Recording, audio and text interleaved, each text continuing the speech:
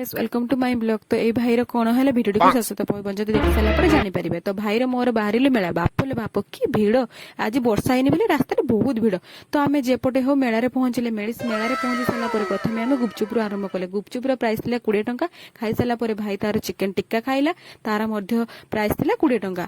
ତ ଏ ପୋଡ଼ା ମାଂସ କିଏ ଖାଏ, କାହାକୁ ଭଲ ଲାଗେ ସମସ୍ତେ କମେଣ୍ଟ କରି କହିବେ ସିଓର। ମତେ ତ ଜମା ଭଲ ଲାଗେନି। ତ ତାପରେ ଭାଇ କହିଲା ସମୟ ମେଳା ବୁଲି ସାରିଲା ପରେ ଆମେ ଗଲୁ ଘରକୁ ଯିବା ସମୟରେ ଭାଇ ତାର ଖାଇଲା ଏଗରୁଲ ପ୍ରାଇସ୍ ଥିଲା 40 ଟଙ୍କା। ତ ତାପରେ ଆମେ ଦିଟା ଜୁସ୍ ପିଇଲେ। ଜୁସ୍ ପିଇଲା ପରେ ଦେଖନ୍ତୁ ଏଇ ଭାଇଙ୍କର ଦୃଶ୍ୟ ଆମ ଆଖିରେ ପଡିଲା। ତ ସମସ୍ତେ ଛିଡାଇକି ଆଙ୍କର ଦୃଶ୍ୟ ଦେଖିଲେ, କାହିଁକି ନା ରାସ୍ତା ଆଗରୁ ପୁରା ଏମିତି ହଉଥିଲେ। ତ ସମସ୍ତେ ଦେଖିକି ଛିଡାଇକି ସମସ୍ତେ ହସୁଥିଲେ। ତ ୟାଙ୍କର ଦୃଶ୍ୟ ଦେଖି ସାରିଲା ପରେ ଆମେ ଏବେ ଘରକୁ ଗଲୁ। ଘରକୁ ଯିବା ଟାଇମରେ ଘର ପାଇଁ କିଛିଟା ଚପ୍ ସିଙ୍ଗଡା ନେଇଗଲୁ। ତ ଚପ୍ର ଟେଷ୍ଟ ବହୁତ ଥିଲା। ଆଜିର ବ୍ଲଗକୁ ମୁଁ ଏଇଠି ରଖୁଛି। କମେଣ୍ଟ ସେୟାର ସବସ୍କ୍ରାଇବ କରି ଜମା ଭୁଲିବେନି। ଦେଖା ହବ ଆଉ ଗୋଟେ ବ୍ଲଗରେ। ଜୟ ଜଗନ୍ନାଥ।